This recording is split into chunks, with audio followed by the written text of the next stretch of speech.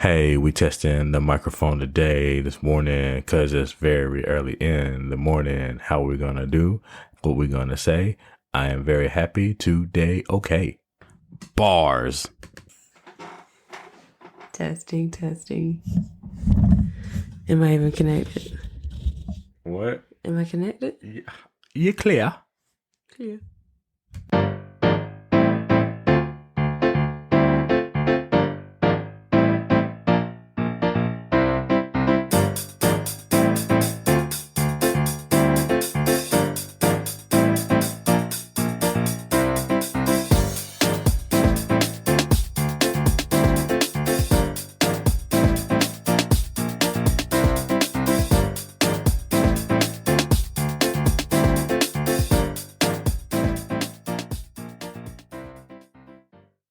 Hey, welcome to On the Up and Up with Patrick and Talisha. And today's episode is all about expectations and how it could be negatively affecting your marriage. But before we get started, we have shout outs and reviews. So my shout outs go to Darian, Davita, Melissa, Courtney, and Danessa. Danessa is part of the Jonessa podcast, and they do Conversations on the Couch. Go check them out on Spotify or Apple Podcast or wherever you listen to your podcasts. Hey, Jonessa. And for my shout outs, we have Chancey EST1, The Black Walt Disney, A Purpose Driven Marriage, Stronger Marriages, 80/80 Marriage, Love Heart of Marriage Coachy, Rodney D. Robertson, Driven Evan, and Love MK3. And as far as reviews go, we don't have any reviews, so I guess we don't have a listener of the week. But if you want to be listener of the week, and we got a really cool graphic for you, and we shout you out like throughout the week, leave us a 5-star review. We will read it on our next show. Interact with our social media, and comment on some of the stuff that we put there on Instagram. So you can hit me up on Instagram at I am Pat Ratliff and hit Talisha up at the Farm D Mommy. And our official Instagram account is Patrick and Talisha. Now, with that being said, let's get into the show. So, how was your week, baby? Oh, my week was great. So I got to start the week off with some self-care. I got my nails done, my toes done. That was pretty awesome. And I got to do it with my sister, so that was even better. And then I got my eyebrows waxed. Then the next day, I got to drive to Charlotte and get my hair done. So I have my sewing back. I am still a proud person of how long I kept my natural hair and maintained it. However, the sewing is back. The locks are back. And then I also got my new laptop for work, and I got a new little screen cover and like hard case to go on the back of it. So it's going to be super pretty when I get to use it. And then I always have to thank God for health. Our 2 boys had their well checks, and they are growing beautifully. So that always makes mommy and daddy happy to get good reports for our sons. So what happened in your world, Patrick? Oh, I had a spectacular week. Sorta. There were some ups, there were some downs. But first thing first was I've been doing my Bible recap. I found this podcast called The Bible Recap. And so we started the Bible in chronological order. And for the next year, we're supposed to be reading the Bible. If you read a few chapters every day, it's on the Holy Bible app. So I'm in day 27. So I am at like Joseph right now, and when his brother sold him into slavery in Genesis. So it's been a very interesting story. And like the main point that I got out of that was like when Joseph became what he became, like his brother sold him into slavery and he was in Egypt, and the Pharaoh was like, hey, can you interpret this dream for me, man? Like there's this fat cow eating this ugly cow, and what's going to happen? So Joseph was in jail, and the cake baker was like, hey, man, this dude in jail, interpreted my dream, said I was going to come back to Pharaoh and not get killed. And he said the other guy was going to get killed, and all that happened, man, so he can interpret dreams. And so Pharaoh's like, get that cat so I can see what's going on in my dream. And so Joseph interpreted Pharaoh's dream, and then Joseph got to be like all ahead of Egypt and stuff after his brother sold him into slavery. And so when he told like Pharaoh, like, hey, we about to have a great harvest season for 7 years, and then it's going to be crap for the next 7 years. So those 7 years we having good stuff, you need to go in there and save all that stuff. Don't eat it all, fat boy. You need to save it for the harvest, because we ain't about to have jack nothing for the next 7 years. And so Pharaoh's like, bet. All right, cool. So you go out there, you govern that, you rule the lands and all that stuff. You take care of that. You handle that. You come up out that jail, old Hebrew, and you go out there and you go run my lands. All right. So just the fact of that, and like the gypsies don't even like God. So what I got out of that was like, hey, God even blesses his enemies. He was like, send my people into the enemy's land and go bless them. So that's what I learned, how good God is. Even like the non-believers, the people who don't even like him, he's still going to bless them. So that's just like his awesome sovereign power. So that's what I got out of that story. So that's what I've been reading in Bible recap. So that's what's going on with me. And then Thursday. Wait. What? That was good. You can't just give us all that knowledge and then be like, and then that blah, blah, blah. What? That's perfect. You have done 27 days of this. I'm so proud. That is so good. And then I love how relatable you are whenever you tell the story. It's very exciting. And thank you. Thank you very much. Yeah, because I tried to read the Bible a long time ago, and I was like, I don't understand this hibbity-hobbity stuff. Thou, thou, out, thou, though, thee, thou, seeth, doeth, heareth. I couldn't get it. But now I kind of get it. Hey, but God. Yeah, and it's helping me understand God more, and it's making my life better. Because I needed that, because Thursday, old Patrick was in a funk. Because Patrick was stressed out, and Patrick was like, I was just down and moody. Because just like doing the podcast and all the stuff I'm trying to do for the website, and I was like, oh, I'm overwhelmed. I gotta go post this. I gotta post that. Like I said, the podcast is, like we said last week, the podcast is a lot more work than it really is, than you think it is. But yeah. Oh, and I was very happy that we made our listener of the week. That was hard to make. Okay. I'm not a graphic designer, but that graphic is fire. So go check that out. But in the midst of all that, just trying to create all this stuff, I was down, and Talisha was like, what the heck is wrong with you? And guess what I said? I'm fine. Nothing's wrong with me. I wasn't my chipper self. So Talisha was like, what the heck? What did it start like Wednesday night? When did it start? Wednesday night? Well, after church? No. Yeah, because I was hungry. I was hungry. It started after church. I was hungry. I was weak. And then I popped up one Thursday morning. I was like, man, I'm hurting, baby. Because I wasn't my normal joyful self. Usually that's when I'm focusing though, and then when I'm focused, people be like, what the heck is wrong with you? Because I'm not being all goofy and stuff. Yeah, but it was different. It was deeper than that. And I was like, and you kept telling me, oh, nothing's wrong, or it's because I'm hungry. I'm like, bull crap, it's bigger than that. What the heck is going on?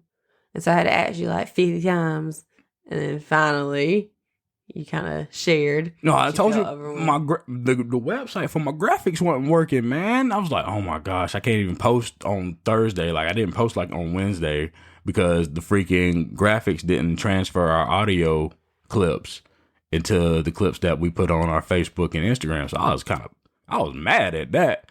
I was like, oh, well, I guess no one's gonna listen to our podcast because we didn't post no clip. Then I had to be like, how true is that? Yeah, so you had to lift me up out the depths of Crapville. Yeah. So yeah. I appreciate that. That was very helpful. And then the main highlight of our week was last Saturday, we got to go, well, you were in the wedding. Yes. I got to go to the wedding, so I just got to chill, but you had a much more engaged role. Yes. Talk about it. So the reason why I got to do all of my fun self-care things is because my cousin and my best friend, Michaela Campbell, got married to Shiraki Hawthorne, and they are so cute. The wedding was beautiful. Everything went so well. I'm so appreciative and grateful and excited to welcome Michaela and Shiraki to the married club. I wish you all many, many years of marital bliss. I am just so happy. Michaela was beautiful. She was gorgeous. As soon as I saw her, I got teary-eyed, and I had to try to not mess up my makeup, but my cousin was coming down the aisle, and she was beautiful. Yeah, and Shiraki, you look cute too.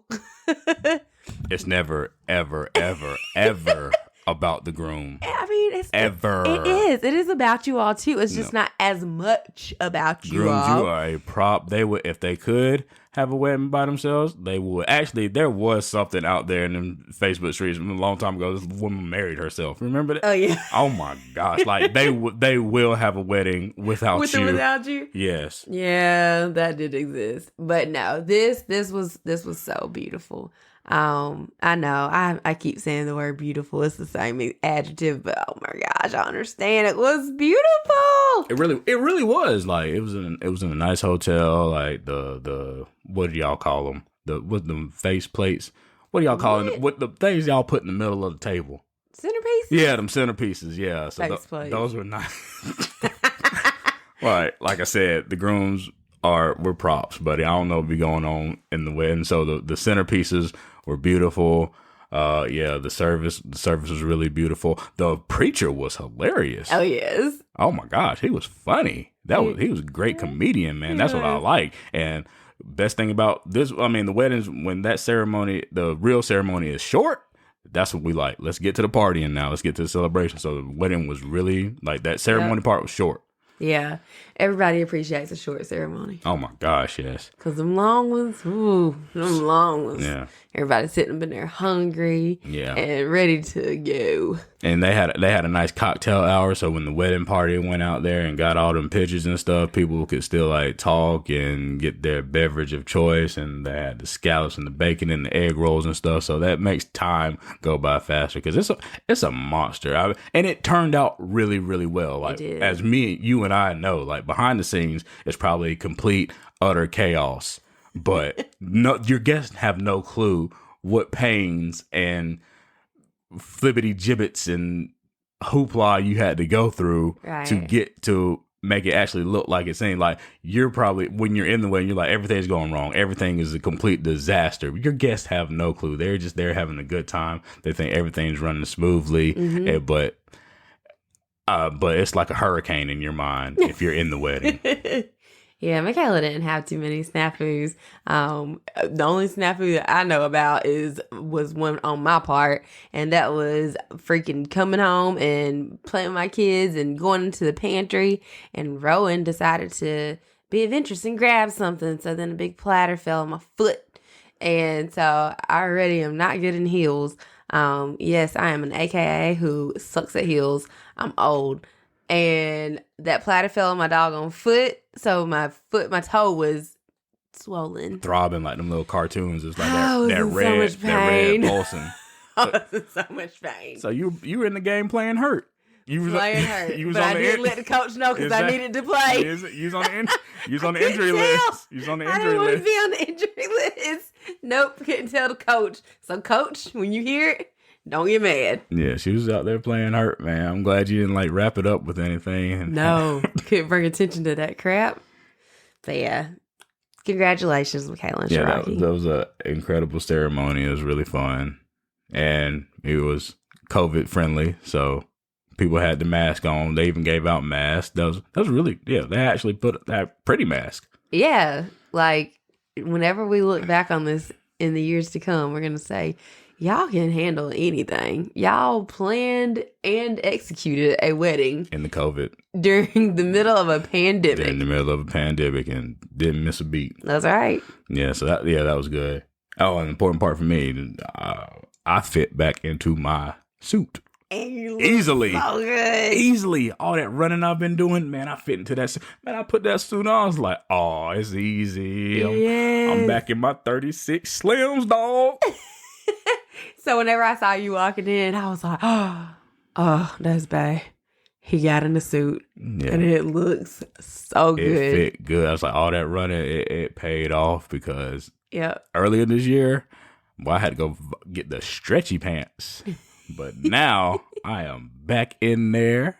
He got them slims, dog. Yes. And I could like actually lift my legs up and stuff. Oh, it was glorious. I was like, oh, I'm good. That was confidence. That's where the confidence came from, buddy. Right. I loved it. I thought it was very nice. I love to see you all dressed up anyways. Yeah. But it'd be hot though, but it's cool. It's hot, but it was nice. Yeah, it was nice. Yeah.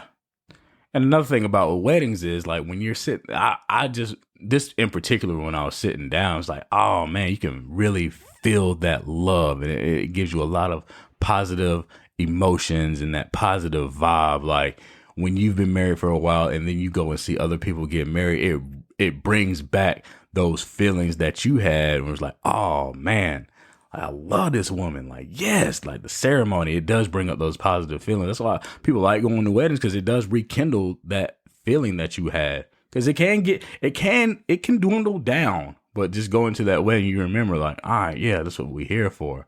Absolutely. I totally agree with that. Whenever we went to Allison and Toby's wedding, I got to be in the audience. So it was a little bit different being there with Patrick. And shout out Allison, Toby. I love y'all. Anyways, being with Patrick and sitting beside him and listening to them say their vows, it's romantic. Being in Michaela's wedding, of course, it was a little bit different because I wasn't sitting right beside you.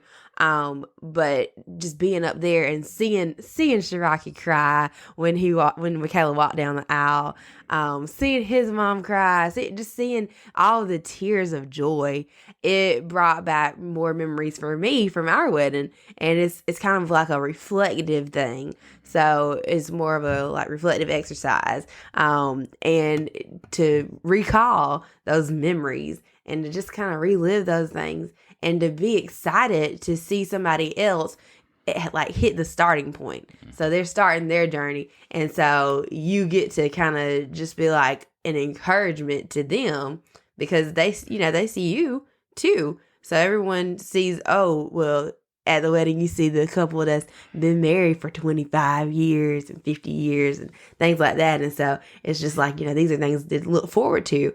And then it's also good to look back on things that you have already completed and celebrated. Yeah, it's like when you've been in a company for a while and then someone new comes in and you get to train like the new person. It's like, oh, you revitalized my career because I get to teach you this old stuff that the old dog can teach the new dog some tricks and stuff. Mm-hmm. And then it's just like, oh yeah, it kind of like it rekindles you, like it rejuvenates. It does. And it's also good to see like for me, I don't know if it's going to be the same for you, Patrick, but it's also cool to see like the new trends, like to see like what's new in the bridal world, like what's a new popular thing to do. I love to see like the way things evolve, because think about weddings that happened 25 years ago, what was like the bee's knees to do, then versus whenever we got married 8 years ago, what was the like popular thing to do? It was like just starting to get popular to like not wear black tux. Like we did gray tuxedos. Mm-hmm. So, and then now seeing Michaela and Shiraki's wedding, they did like the navy blue. I think Allison and Toby did navy blue tuxedos too. So seeing that and seeing like the new centerpieces and just seeing all that stuff, I like to see that because I think, I'm a fake wedding planner. So I like to see what's new, what's hot on the streets. Yeah, you don't care about that. I don't care not one lick about the decorations. I care about the love, because this is when you really get to see the man be vulnerable. Yeah. It's like, oh my gosh, because we're supposed to be tough and stuff, but then when you see your bride come through that door, you're like, oh my goodness. And I think it really does a big thing for the fathers. Like her dad was really enjoying that and just I get to see my daughter married off. That's one thing, I guess, if you're a father and you have those daughters, man, that's one day that you are really looking forward to. Yeah, absolutely. He was such a proud papa. Yeah, he was definitely a proud dad. He was so happy. He was smiling from ear to ear. Because I'm like, you, and then y'all did that on y'all's first dance. That was beautiful too. Oh yeah, you got to show the moves, the cue moves. Yeah, I love it. Yeah, love. But getting into our subject today, that's a thing. All right. So the wedding's a beautiful ceremony. It's a beautiful ceremony. The emotions are high. You getting ready to go in that honeymoon phase, and you put a lot of planning into that wedding. The wedding, the ceremony, because it's got to go off with a bang.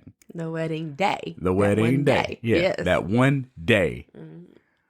Then you got the whole rest of the marriage to be in. I was about to say the whole rest of the wedding to think about or something. The whole rest of what to be in. You're fine. Yeah. Keep going. And so one thing I see is like, hey, you need to put more planning into your marriage and not the wedding. No, you can still plan the wedding, but don't forget to stop planning. Like, don't stop planning. Right. Don't forget to keep planning. Keep planning. Yeah. Keep being intentional about your actions, because this is common. Hey, you when we talk about getting on that autopilot, it's like, oh, you done lifted off. Yeah. The wedding is that lift off, and now you in the sky floating. And you want to put that thing on autopilot, and it's very, very, very, very, very, very, very easy to do. Yeah. And even with the wedding, like, I guess maybe this might be more for the brides, but after you have your wedding, like, you have been planning this thing for, let's say you've been planning it for a year. So you have y'all girls been planning that since y'all seen Cinderella or something. Whatever. Girls been planning that thing since they was in doggone diapers. Okay. I promise y'all been planning that since diapers. Shut up. So, I mean, like, really planning it. So, probably about a year. And so, it's like you have all this lead up. And it's like, okay, we're doing the wedding countdown. 199 days until the wedding day. And then you'd be like, oh, we're in double digits now. 99 days till the wedding. And you just keep going and going. And it's something that's building up. And then it's like, oh, my gosh, it's tomorrow. The wedding is tomorrow. And so, you have the wedding day. And then after it's over, it's like, oh, I don't have anything to plan anymore. Yeah. So get your wedding planner book back out and then start planning like some different date nights or something with your spouse. Like, do something to where you still have something to look forward to, because it is kind of like a little bit of a letdown. A letdown, yeah. Like, it's exciting to see it happen, but then what we gonna do tomorrow? Okay. Yeah, after the honeymoon, it's like, all right. After that honeymoon's over, all right, both of y'all gotta go back to work. Yep. You may not even like your job. And it's like, all right, back to work. You be excited to see your honey. Yeah. I think it lasts for a while. Yeah. Like, when couples fall out within like a year, I'm like, golly, what happened? Which can happen. It can happen, because they say that the first year is really tough. Yeah. We were in love.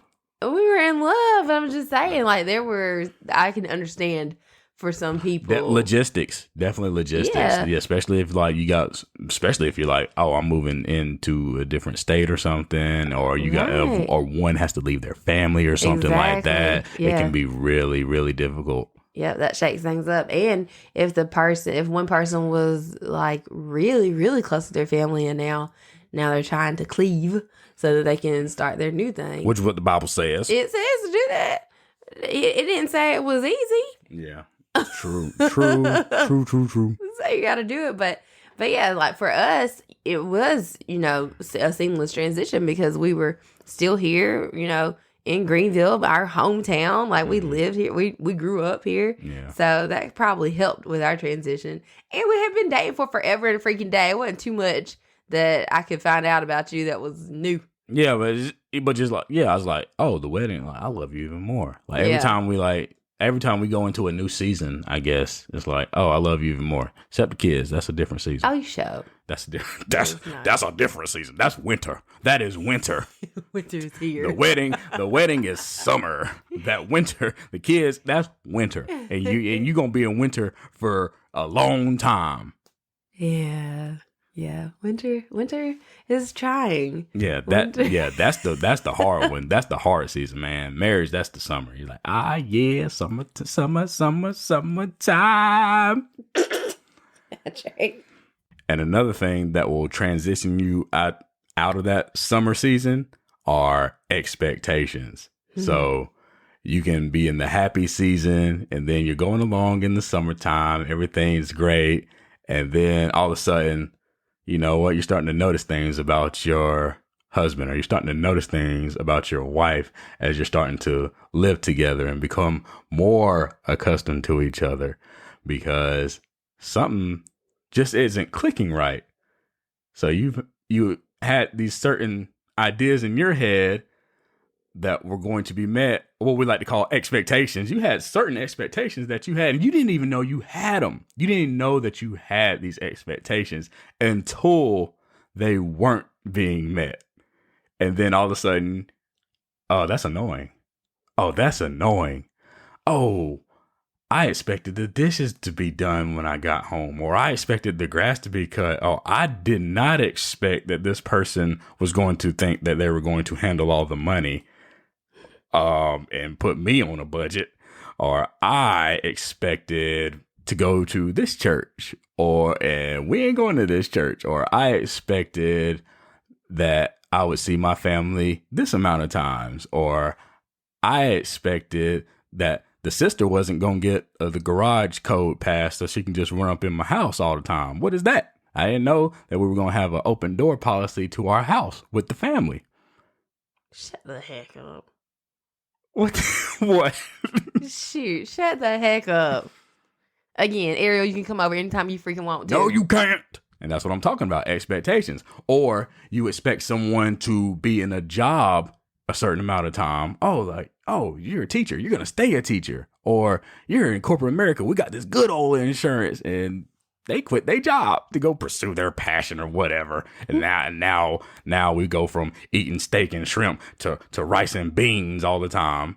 And so your expectations go different. Or you expect to sleep on your bed fully, and you didn't expect them to take up half the bed or something like that. I feel like you're getting real personal right now. This is expectations. We're just going over expectations, baby. I'm just talking about expectations that I had. Oh. Yeah. And you feel like they were not met? Oh, they're different expectations. If they aren't in aligned with what I expected. Whatever. All right, let's do some other expectations. You might have expected to have a big house, and in that big house, you're having nice gatherings and parties because you're married and you got married friends and you need to have them over. You might have had some expectations of not having any debt because y'all were supposed to pay off the student loans in the beginning. The expectations that you're going to have these sweet little kids and they're going to be so cute and they're going to be dressed so well and they're going to be so well mannered and they're only going to get 8 ounces of juice each day and they're going to listen to you when you tell them to do stuff. They're going to be on schedules and all that jazz. You might have expectations that when you get home from work, your husband's going to rub your feet every day because you've been standing up. Or you expect it to be the perfect wife who is cooking dinner every night and having a hot meal on the table. Gosh, you expected to be able to have free time to go shop and do luxury things that you're used to doing as a single person. Expectations about being able to travel the world and go here and go there. I don't know. Those are mine. Yeah. It's just like expecting a text back. Like right when you text somebody and they don't text back, that'll get on your nerves.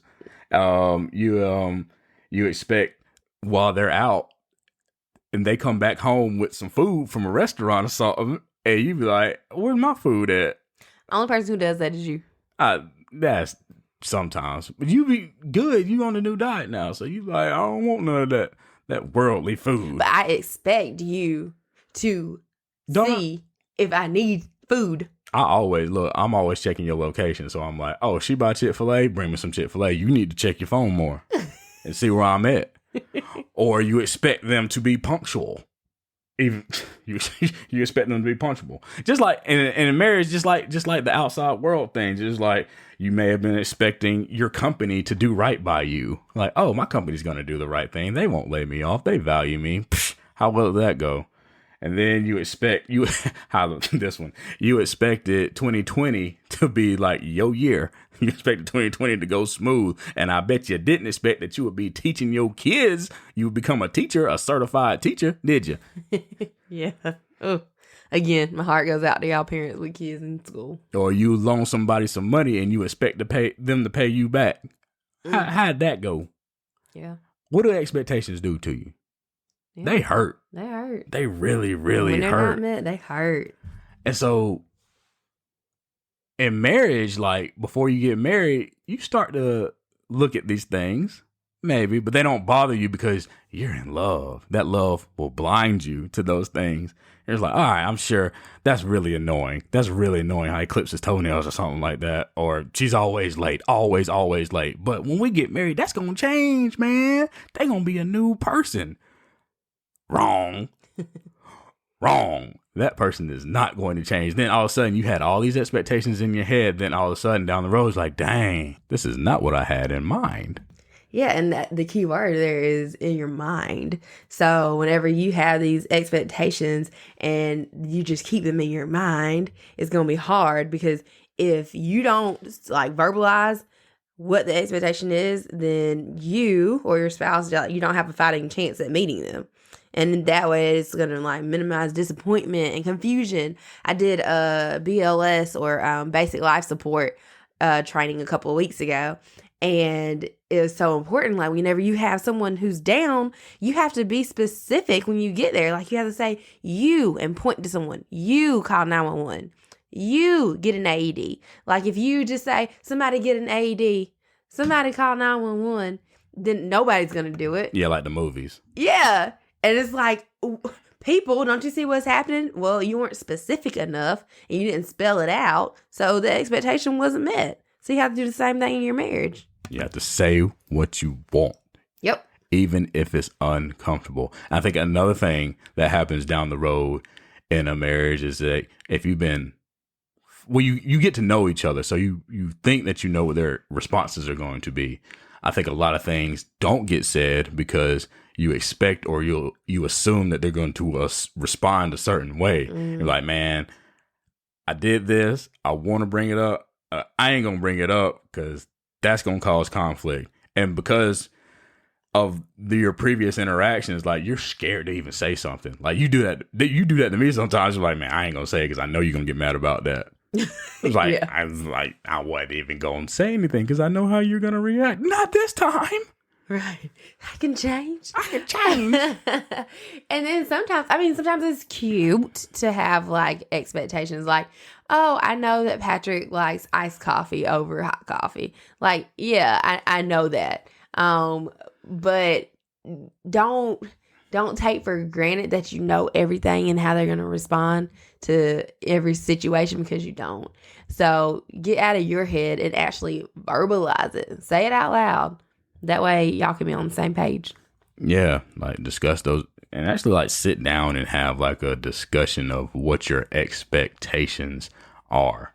You really have to like sit down. Just like same way you like sit down and plan your wedding, you have to sit down and tell your husband or your wife like what you expect from the marriage. I mean, you can put down like the ground rules like, hey, look, I expect you not to cheat, or I expect you not to have these female friends, or I expect you not to have these male friends or something. Like you actually got to say it, because if you don't say it, then they do it and you're mad because it was never discussed. I mean, I think that's fair game because it's not in your mind. Like you may assume that you may have like these unspoken rules, but they're unspoken. They're unspoken. It's like, oh, I just assumed that that's how our marriage is supposed to go. He's like, no, I expect you to just be looking at me. I mean, okay, so let's go down that rabbit hole because that's a good one. I think that a lot of times people get married and then they expect that I can't talk. And then they expect that their spouse will have same-sex friends and that they will not have friends of the opposite sex. Right.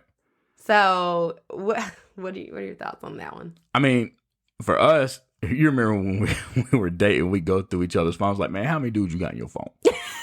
Yes. Hey, how many dudes you got in your phone? We'd be like, I'm like, man, I'm a better boyfriend than you because I got about 5 girls in my phone. I was like, you a worse girlfriend because you got about 10 dudes in that phone. He'd be like, who is that dude? I'm like, I don't really. I just got the phone number. I'm gonna delete it or something like that. We do that. We do that. Before we was even married, we'd just be sitting in the house and be like, man, how many dudes you got in your phone? That's what. And I try to win. I be trying to win. It's like, look, I ain't got no girls on my phone. Yeah, he was trying to do abbreviations. I was holier than thou. Yes, trying to do abbreviations to hide the girls. That's what it was. No. Like that's their name. That's their nickname. That's what they go by. Whatever. Here, look, I delete them right now. They don't mean nothing to me, baby. Yep. They don't mean nothing to me. They gone. I don't even call them anyway, but they was in my phone. And sometimes I'd be like, dang, Talisha got a lot of dudes in her phone. Man, I ain't got no girls in my phone.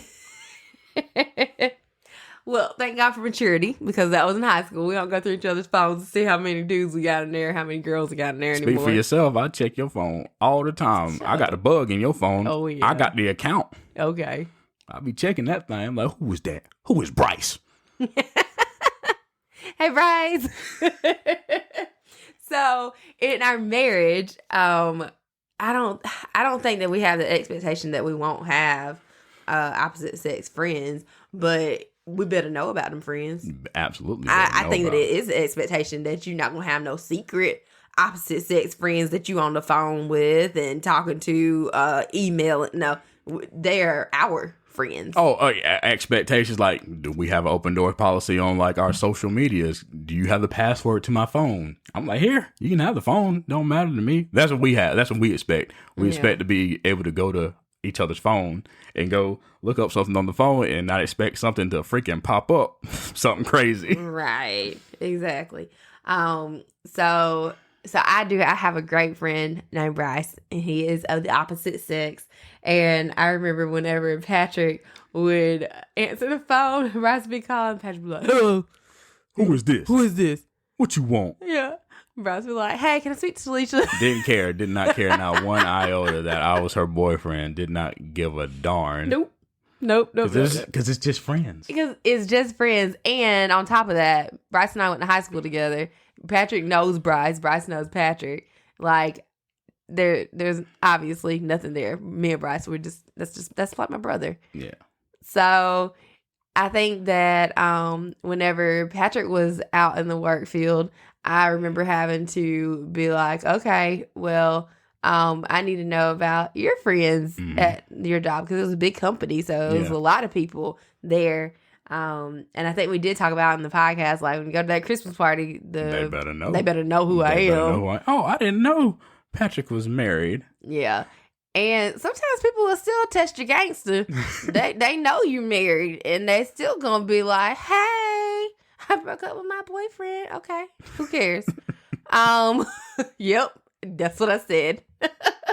But yeah, so just being able to, okay, so here's another thing. So if they do have friends of the opposite sex, like, will you get mad if you keep hearing that person's name coming up? Okay, yeah.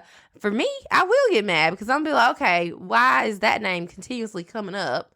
Like, I don't care that person said blah, blah, blah, or recommended blah, blah, blah. Mm-hmm. Like, that's going to make me feel some type of way. So I need to know, like, what kind of relationship do y'all have at work? Mm-hmm. Are you that person's counselor? Because y'all get paid a good enough money, she can go get her own counselor, type of thing. Yeah, like, you're the cubicle whisperer at work. I don't give a darn. They got their own problems. I don't give a darn. So just knowing, and then when your spouse comes to you and says, I don't feel comfortable with that, I don't need them to tell you their problems. Mm-hmm. Then you come in and saying, okay, done. You can get them out the paint. Out.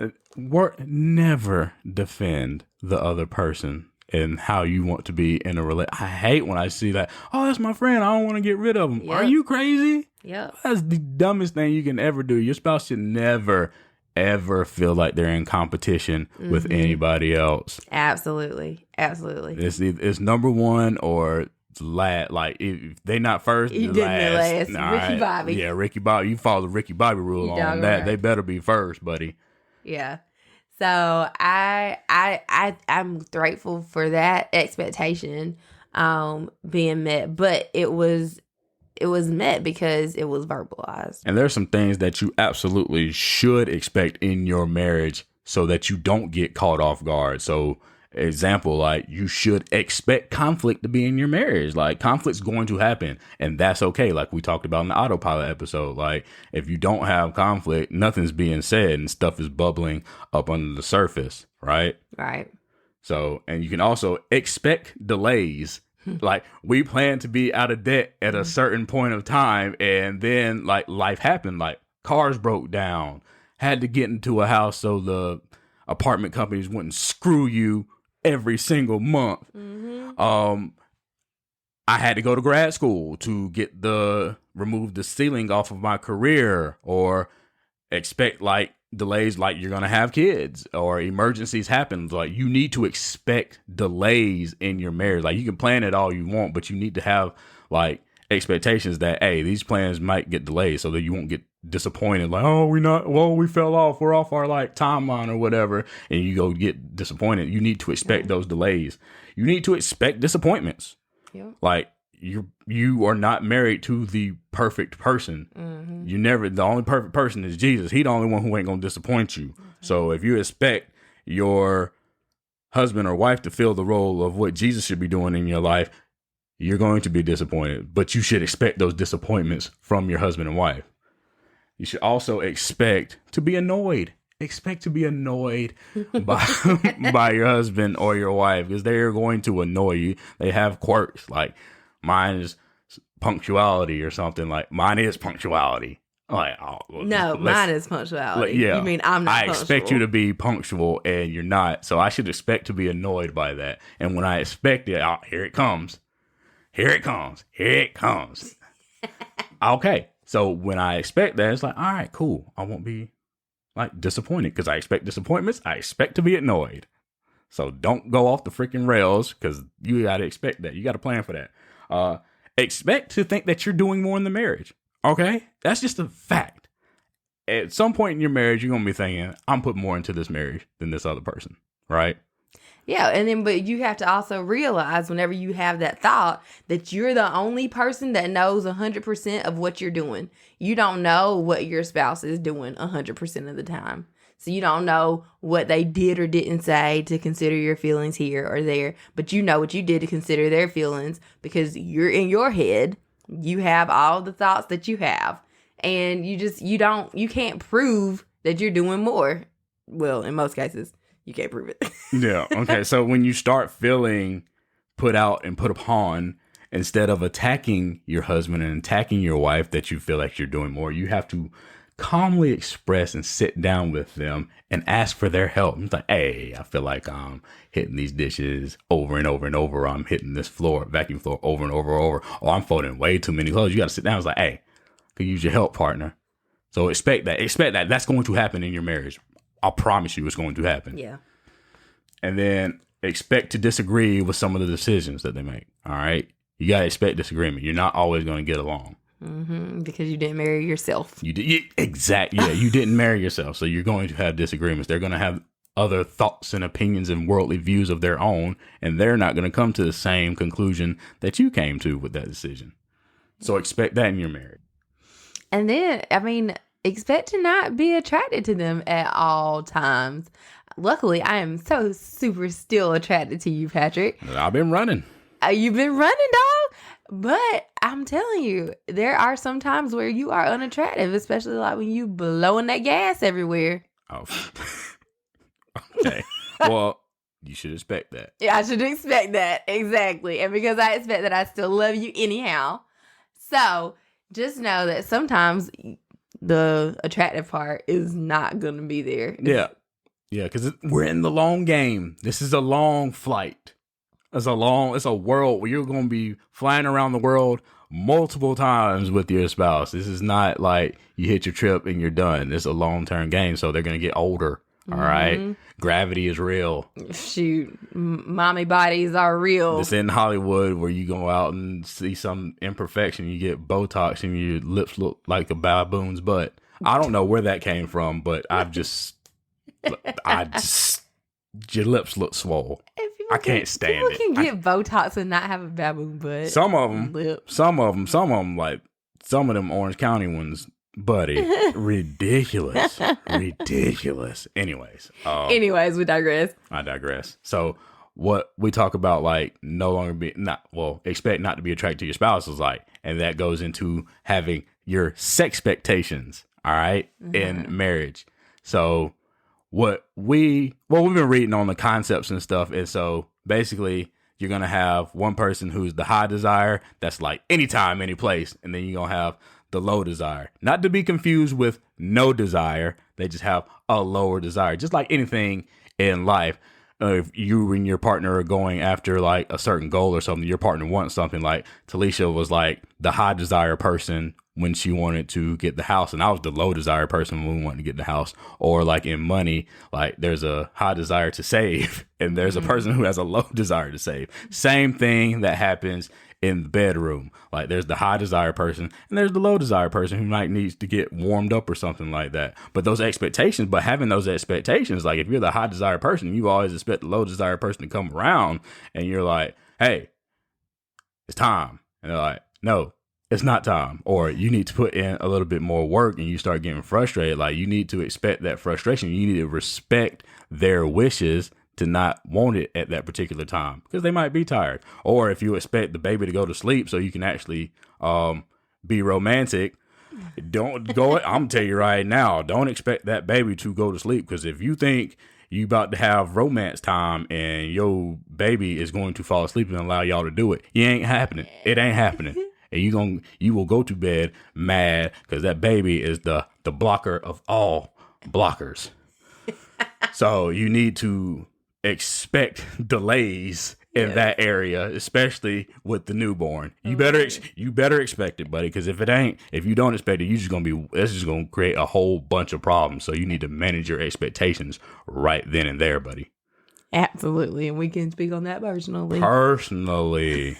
I cannot wait for him to get a little bit older so he can go on sleep by himself and daddy ain't got to worry about it, so we can go ahead and do another life restart with baby number 3. Right. And then do it all over again, but then that will be the last time. Yes. The absolute last time. And then I'll be free to enjoy my husbandly rights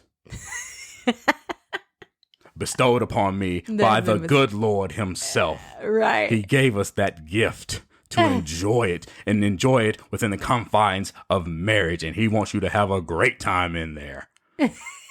Okay. Be fruitful and multiply. Okay. Amen. So, going along with sex expectations, how do you keep that flame going? So, Patrick was feeling a little creative. Oh, I flirted with you this past weekend. I flirted with you this week. Or this week, excuse me. And he sent me a text. I was obviously at work, and it was a picture. And when I opened it, I was like, what is this? And then the text said, what is this body part? Or can you guess this body part? And I was like, what? What is this? I was like, a thigh? He's like, nope. And he's like, are you? And then you said. Then I said, are you sending me dirty text at work? Right. And then I'm like, I'm obviously by myself though. But I'm just like, what? And so I sent him an emoji, an eggplant emoji. And he's like, nope. You're nasty. You're dirty. You're dirty-minded. And then I guessed belly. Yeah, you guessed it with my stomach. Like I'm sending you a picture of my stomach. I ain't got no abs. You thought that was an ab that I sent you? So then he asked me if it was my final guess, and I said that it was. And so he sent me the real picture, which was super cute. It was him showing off his traps. I was pointing to my traps, but I was flirting with my wife. I was getting her feeling good at work.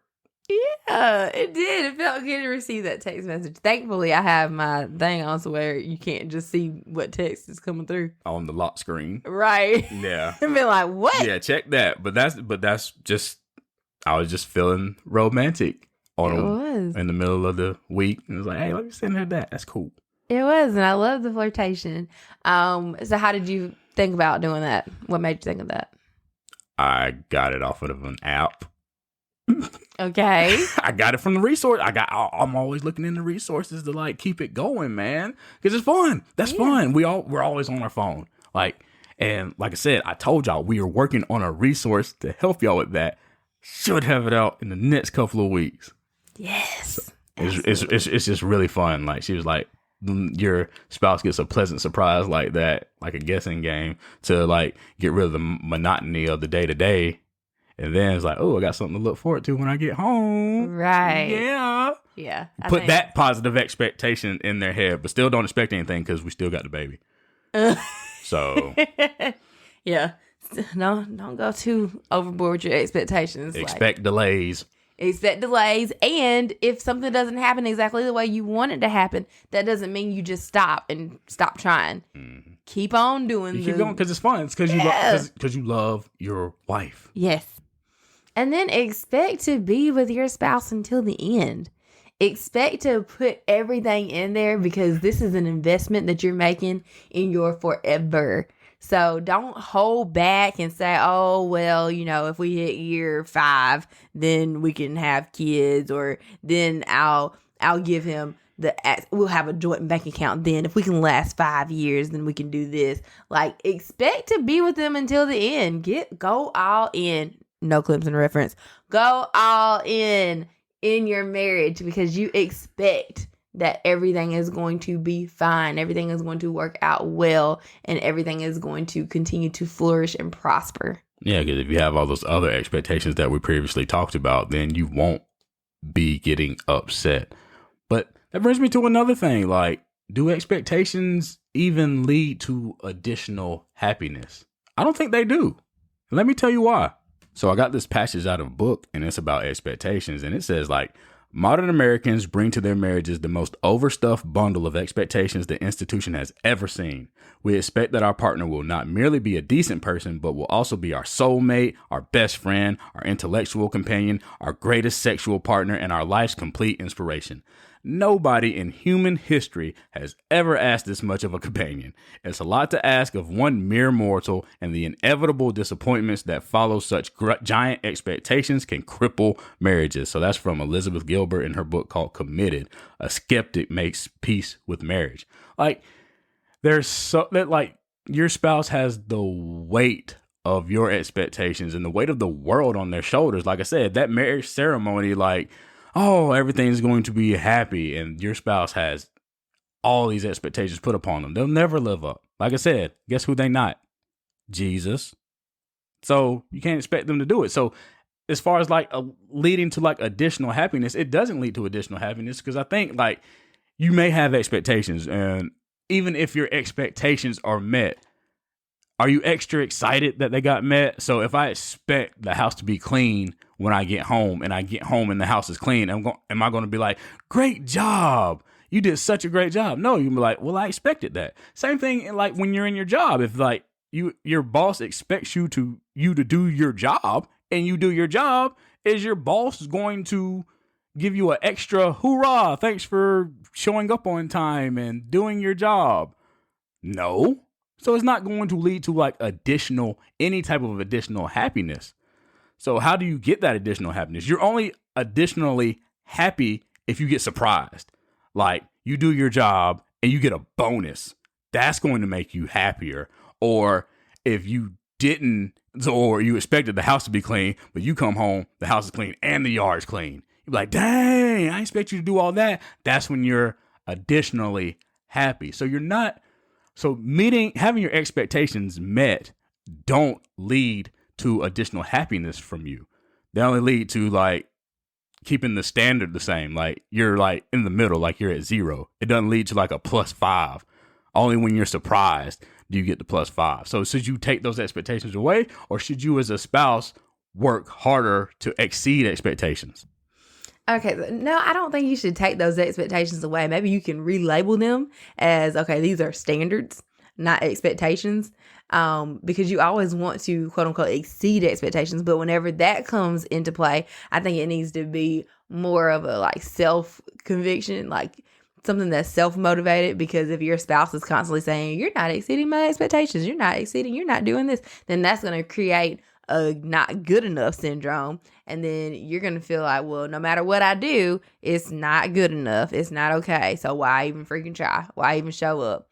So I think that sometimes some of those expectations need to be relabeled as standards. Like, this is our standard. And then how can I excel? How can we grow and improve upon them? Yeah, I agree with that. That's a good one. Yeah. And then, like I said, expect delays, expect conflict, expect disappointments. And as the spouse, if you see your partner putting in the work, even if they're not putting in the work, marriage is about that unconditional love.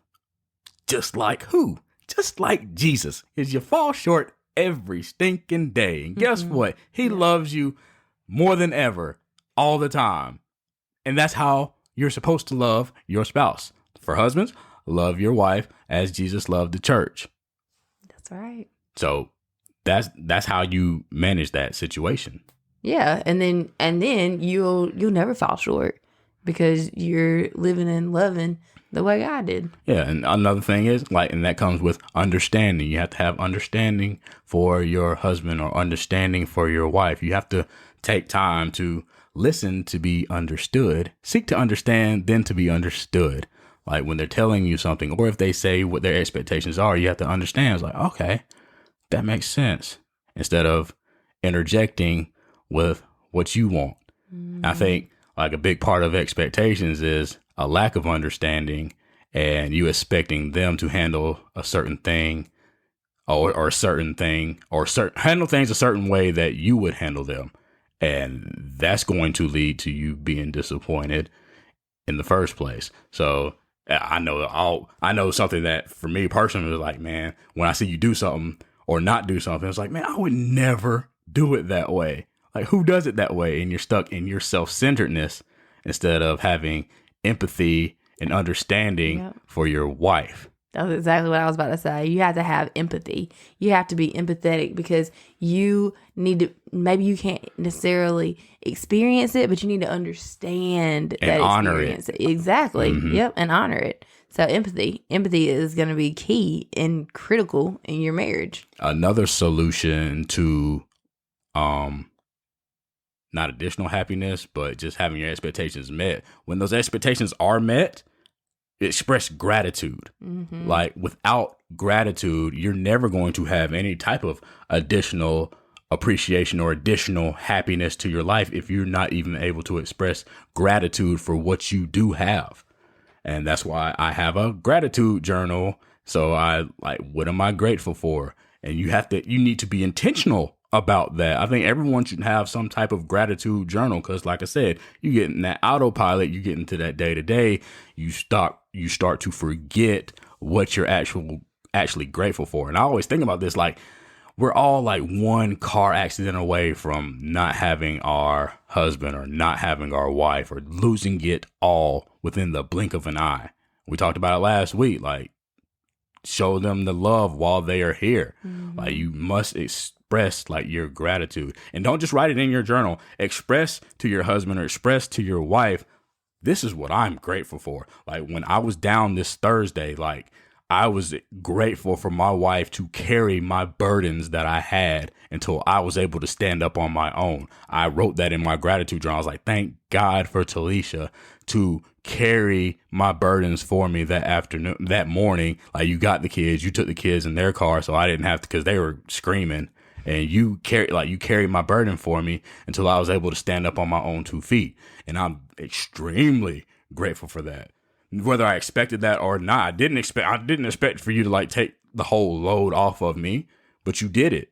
And so that was additional happiness and to help me get to zero out of my funk, because I was negative. I got to zero. And then when I expressed my gratitude and wrote it down, that put me at that +5. Yeah. Oh yeah. That's good. And sometimes whenever you're feeling down, like maybe in your gratitude journal, you might normally write 3 things. But that morning, like I asked you, like, what's one thing? What's one thing that you're looking forward to? What's one thing that you're happy about? And just being able to come up with just one thing that can be a shift into the positive. Yeah, that's that coaching. That's that coaching skill that we both have to be able to lift people up. It was critical. That's one, like I said, one of the best things that ever happened to our marriage was going to life coaching school, because we're able to shift people from that negative energy back into that positive energy fairly quickly. Fairly quickly. Like, as soon as we got done, I was like, I'm back, baby. And ready to take on the world again. Yeah, it helps. It really helps. And the major way to make sure that y'all are on the same page or in alignment is to communicate. You have to communicate with each other. If you, now, wait a minute. We're not talking about saying, oh, I expected you to do X, Y, Z, and you didn't, so I expected to be disappointed. Communicate to your spouse, I expect to be disappointed in you. So whatever you do, I knew it was coming. I knew it was coming. You don't want to communicate that. Or during quarantine, you gained 15 pounds, and I expected to be unattractive. It's okay, because Patrick and Talisha told me to expect that you're not always going to be attractive. Okay? Didn't know. Don't say that. No. Communicate what you need. Communicate what, even if it's what you think that your spouse needs, communicate that, because maybe what you think they need, they don't need. And you might be able to save yourself a world of planning and quote unquote executing frustration and frustration. Yeah. Just because you actually asked, is this what you need from me? Mm-hmm. But if you didn't ask that question, hey, the communication's not there. Communication is key. You could be doing something for them and it doesn't even register in their brain that you're actually doing something for them. They don't even give a crap. And then you get mad because you've been working so hard, but just going in the wrong direction. And then you're frustrated because it didn't have the effect that you thought it was going to have on your husband or your wife. And then you're just like, I quit. Well, screw it. I ain't doing it no more. And then I'm taking my ball and I'm going home. So recap before we go. So first, remember your wedding day commitment to a lifetime of love and forgiveness. So remain committed, love always, and remember, love covers a multitude of sins. And that's from 1 Peter chapter 4, verse 8. Not from me. That's what the Bible said, homie. Second, your marriage won't grow without communication and understanding. So communication means talking and active listening. Communication is vital to clarifying your needs. The Bible urges husbands to live with their wives in an understanding way. That's 1 Peter chapter 3, verse 7. So guys, that means you have to seek to understand. Ladies, that means you have to help him understand you. Third thing you got to do is work to develop God's perspective of your spouse. So remember, God selected your spouse for you. So accept like his supply and knowing that he has an agenda for your life through those unmet expectations. And finally, don't give up on your dreams. So all the things that you imagine your marriage to be may not come true, because God may have a new dream for you to live together. So talk about your dreams, and then you guys dream together. Like we say, like you gotta multiply the possibilities of a life with more meaning, romance, and adventure. So be very mindful of your expectations, so you and your husband and you and your wife, y'all can create something beautiful together. And I think we'll end it right there.